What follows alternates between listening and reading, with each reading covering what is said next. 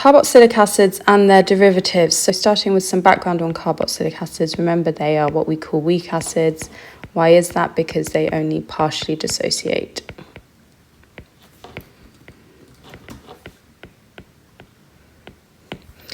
Being acids, however, they show the typical reactions of acids.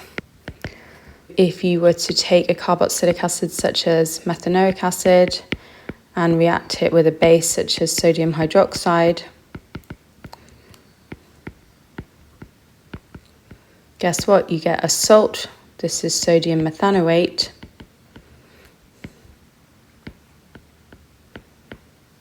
Plus water. If you were to react ethanoic acid this time with a carbonate, sodium carbonate, you're going to make your salt again, sodium ethanoate,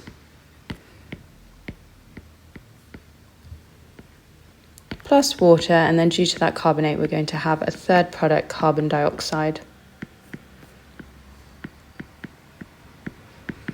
Let's practice naming carboxylic acids and drawing their structures. Here's your functional group. That's your carboxyl functional group. This is the first carboxylic acid, I've already mentioned it, methanoic acid.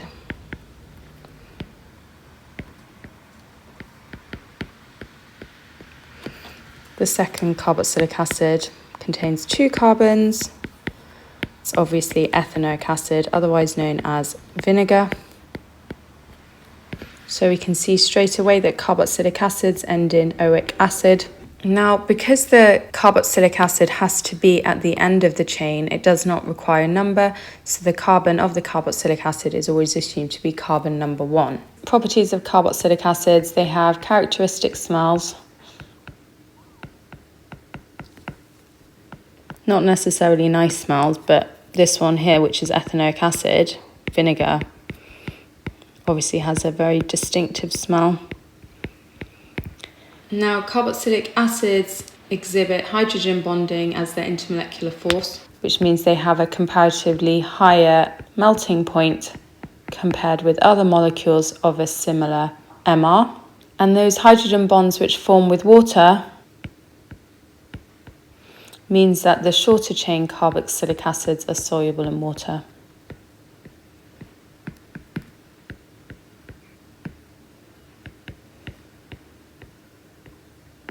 Despite the fact that carboxylic acids are weak acids, they're still strong enough acids to react with sodium hydrogen carbonate. To show you an example, here we have ethanoic acid reacting with sodium hydrogen carbonate to form a salt, sodium ethanoate, plus water, plus carbon dioxide. And we can use this reaction to distinguish a carboxylic acid from other organic compounds which contain that OH, because you'll expect to see effervescence due to the production of carbon dioxide. Moving on to a derivative of carboxylic acids, the esters. Here's their functional group. Now, esters are made by reacting a carboxylic acid with an alcohol in a reversible reaction to produce an ester plus water. The fact that water is released means that it's a condensation reaction. You need a sulfuric acid or strong acid catalyst.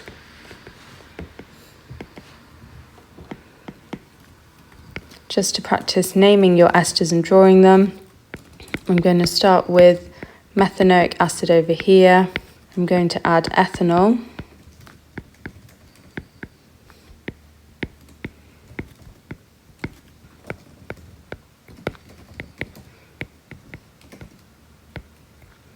Now, to name the ester formed, the start of the ester's name comes from the alcohol, so it will be ethyl methanoate.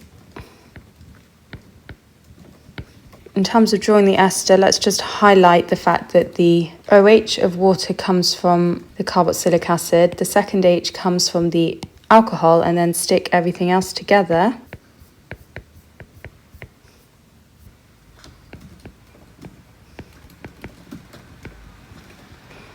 Now the short chain esters are fairly volatile,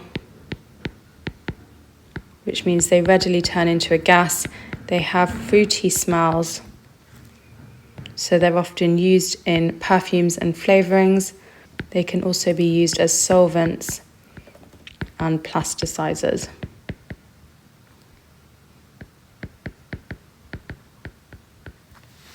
Acid hydrolysis of esters, so we're going to start with an ester in this case.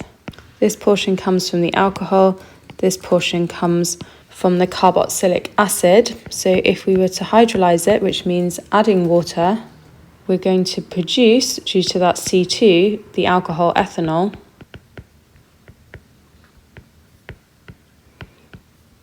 And the carboxylic acid, methanoic acid. So this is ethyl methanoate. The ethyl comes, remember, from the alcohol. The methanoate comes from the carboxylic acid. This is ethanol. This is methanoic acid. So there's our overall equation for the hydrolysis of an ester, ethyl methanoate, plus water produces ethanol and methanoic acid. The conditions you need to be able to list is that you're going to heat under reflux.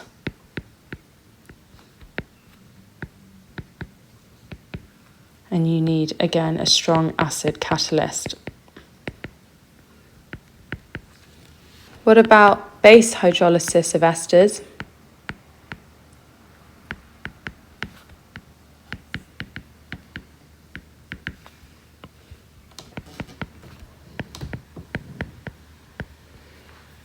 Practice working out where your carboxylic acid and your alcohol comes in. Here's your alcohol. Here's your carboxylic acid. We name it according to the alcohol first of all. That's only got one carbon, so this is methyl. This portion, the carboxylic acid portion, has 2 carbons, so it's methyl ethanoate. We're doing base hydrolysis, so I'm going to add a strong base, sodium hydroxide.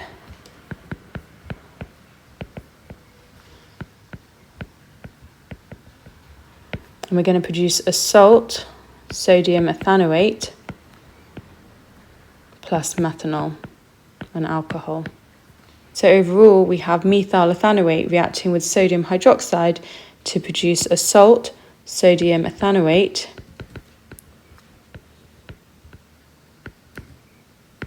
plus an alcohol, methanol.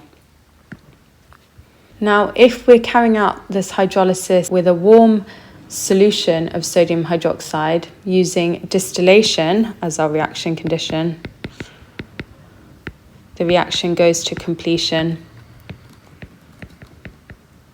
So we don't have a reversible reaction here. But that sodium hydroxide needs to be warm and aqueous.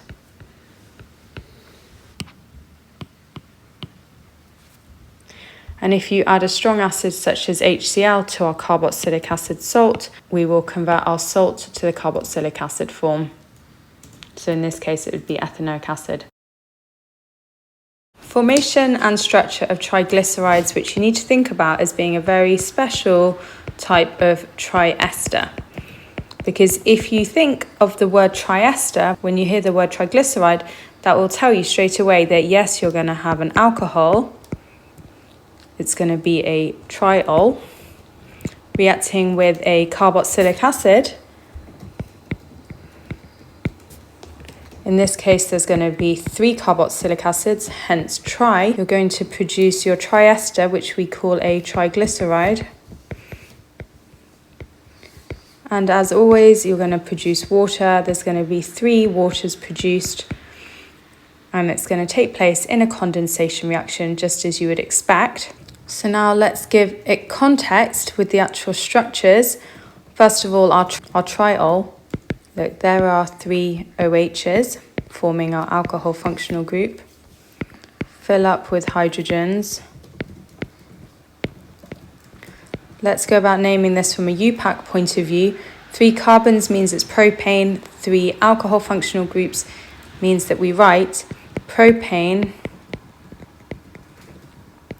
1,2,3-triol, otherwise known as glycerol.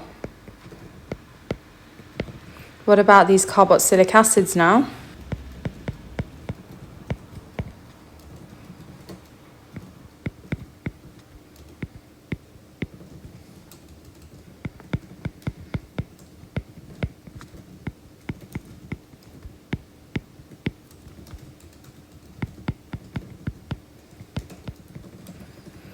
Here are 3 carboxylic acids. Yes, the hydrogen numbers vary in each of the carboxylic acids, and that's due to a varying number of C double bond Cs present. Now let's draw our triglyceride.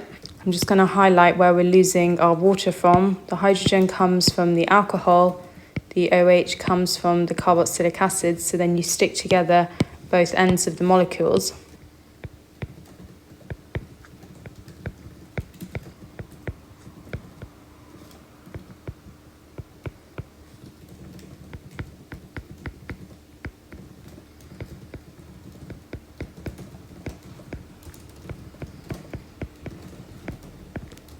Here are our ester linkages. This is triglyceride, plus 3 water molecules due to the 3 ester linkages that have been produced. Now, triglycerides are fats and oils which include glycerol molecules in their structure. So to zoom out, formation and structure of triglycerides, fats and oils, we're going to take a triol, propane 1,2,3-triol, known as glycerol.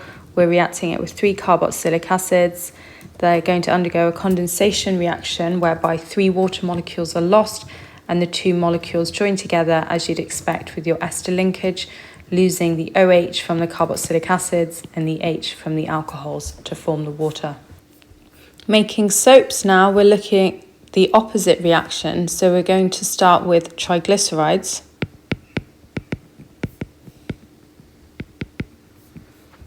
What's going to happen is we're going to use a strong base, sodium hydroxide, to hydrolyze those triglycerides.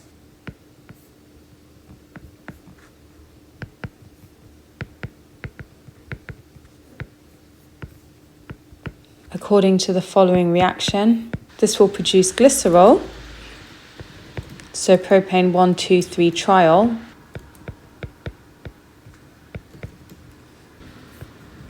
plus our all-important soap. Just be careful when you draw this. You need to show that you've got an ionic bond with your salt and not a covalent bond.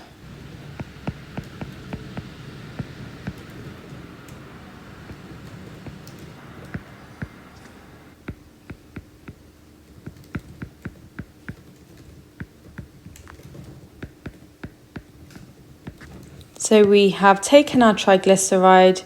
We've used a strong base of sodium hydroxide to hydrolyze to produce glycerol and soap. The way in which soaps work is that the long hydrocarbon chains mix with the grease whilst the COO- mixes with the water. Last up, making biodiesel. Now, biodiesels are fuels made from organic compounds such as alcohols. So here we have methanol. Here's your triglyceride reacting with methanol in the presence of a strong catalyst. This is going to hydrolyze your oils again, and it will form glycerol, which you're more than familiar with by now, as well as your biodiesel, which you can see the biodiesel is made up of a mixture of methyl esters.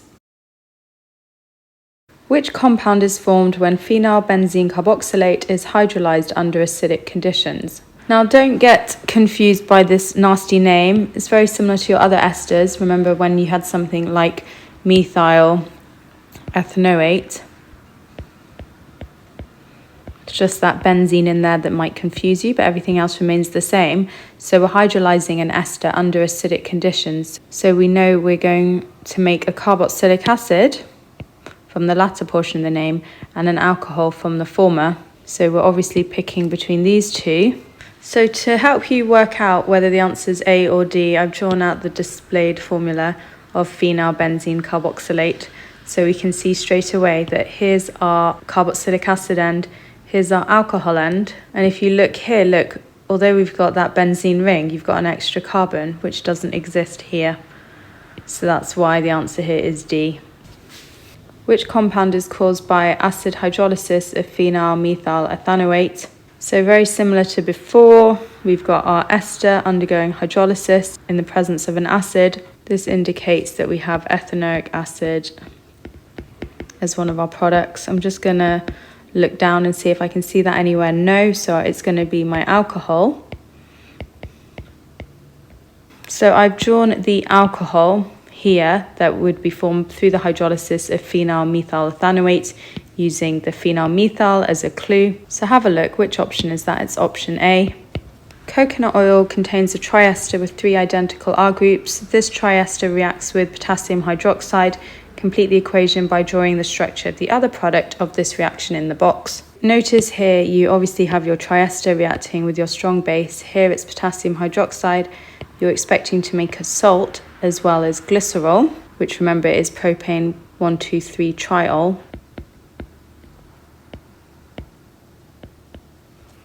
Then it says name the type of compound shown by the formula RCOOK. That is a carboxylate salt. The use of this in industries to make soap. In a reaction to form biodiesel, 1 mole of vegetable oil reacts with an excess of methanol to form 2 moles of an ester with a molecular formula this and 1 mole of an ester with molecular formula this. Draw the structure of the vegetable oil, clearly showing the ester links. You should represent the hydrocarbon chains in the form CXHY, where X and Y are the actual numbers of carbon and hydrogen atoms. Right, to show you how to answer this question, I've taken it upon myself to first of all show my methanol. There's one of my reactants. I know that it's going to react with 1 mole of a vegetable oil, which I'm being asked to draw the structure of. So I've actually put an X in there. And then we've been told what our products will be. Remember, when you form biodiesel, you are going to make glycerol, propane 1,2,3 triol, so I've drawn that out here. And then the rest of the product is made up of these 2 esters, 1 mole of an ester with this molecular formula, 2 moles of an ester with this molecular formula. To draw an ester, remember you will need that ester linkage. And then in terms of finishing your ester structure, just remember this side attached to the O will come from your alcohol, so that's why I know it's CH3. And then I just work it out based on the molecular formula, what I have left over here to complete my molecule. So that now means I'm ready to find the structure of my vegetable oil.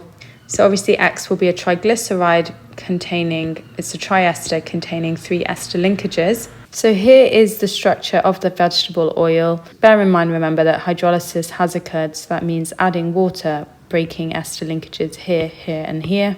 And so you can therefore see where our glycerol structure comes from, as well as these ester structures, which are a combination of here and here.